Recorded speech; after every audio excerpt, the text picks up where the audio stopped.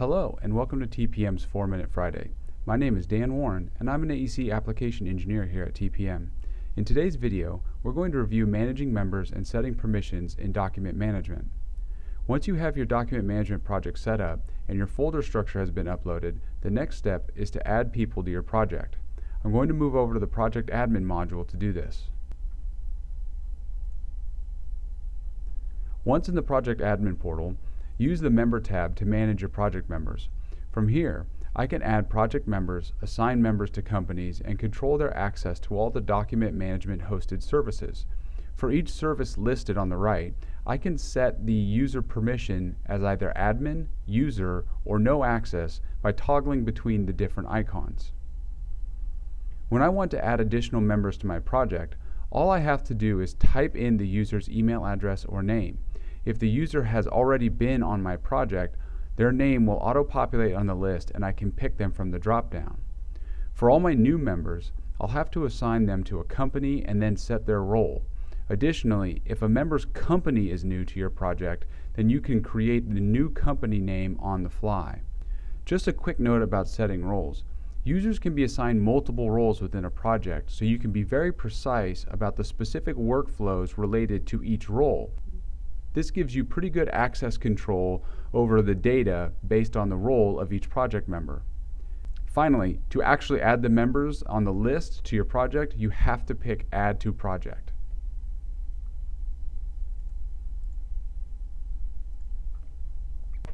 Back in the document management project, I'll need to set up any folder-specific permissions for my project.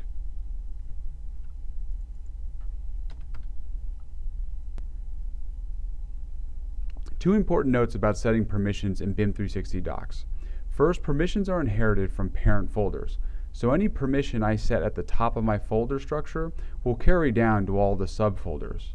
Second, I can set permissions by company, role, or member, but it's usually recommended to set the roles first, then company, then member. When you do this, anytime you add somebody, they'll have their permission structure automatically set up by the role, and then you can customize that access based on specific company or member needs. This also means that my secure folders can be far more selective or restricted than my root or my parent folders. So if this is the first time you've ever set a permission structure, what I would recommend is thinking about what the function of the data in each folder will be. Then I can look at my roles and establish what kind of access each role on my project needs.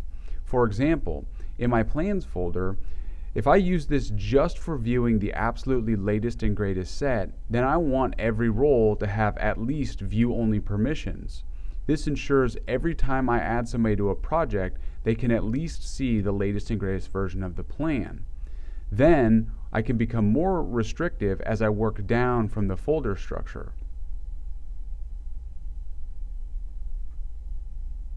For another example, let's say that I need a folder to hold my subcontractor progress reports. I'm going to set the permission at the lowest folder level. So for my electrical progress reports, I would create a folder where my sub can only upload to that specific folder.